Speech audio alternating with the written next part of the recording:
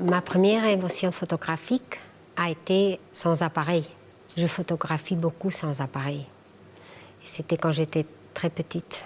J'aimais regarder l'être humain, voir ses sentiments. Et quand tu te trouves au milieu des gens et personne ne te voit et tu peux regarder l'autre.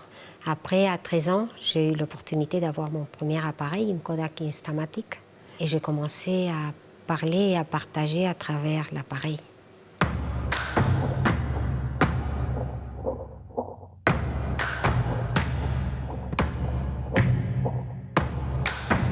Si j'aurais envie de photographier la nature, qui est tellement parfaite, j'aurais dit non, parce que je trouve que je trouvais à l'époque que la nature est tellement parfaite que qu'est-ce que je peux ajouter?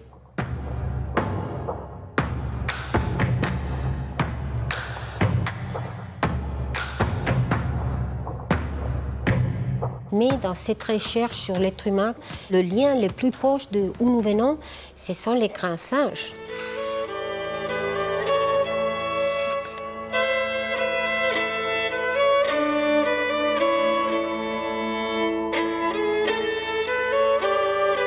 Et je me rendis compte comme les grands singes peuvent sentir l'amour, la jalousie.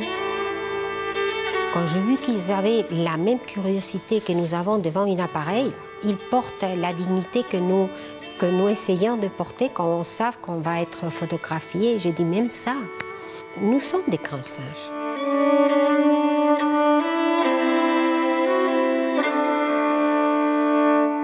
Derrière cette peau incroyable de tous ces tirages au platine, derrière ces noirs profonds, ces rouges carmin magnifiques, il y a une histoire de l'humanité, un rapport au sang, un rapport à notre chair qui est profond. Seuls les ethnologues savent parler de ça, ou peut-être les grands religieux. C'est une beauté plastique que je trouve sidérante, liée à un discours extrêmement intelligent. Elle est peut-être, pour moi, une des photographes les plus mystiques des temps modernes.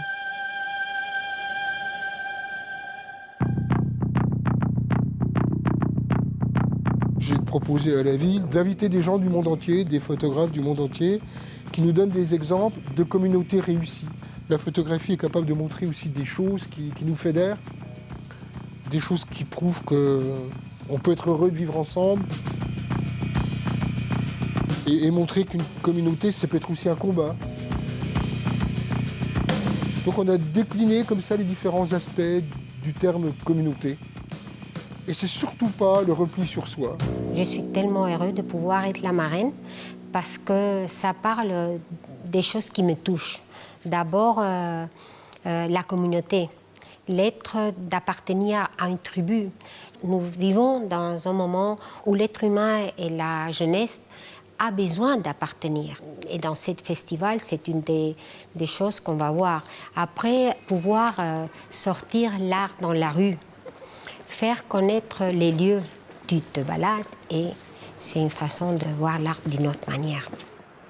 Tout ce que je souhaite, c'est qu'une photographie, à un moment donné, elle sème le doute. Comme les films américains des années 50, on peut dire des choses graves, mais sur un ton léger, comme les films de Capa.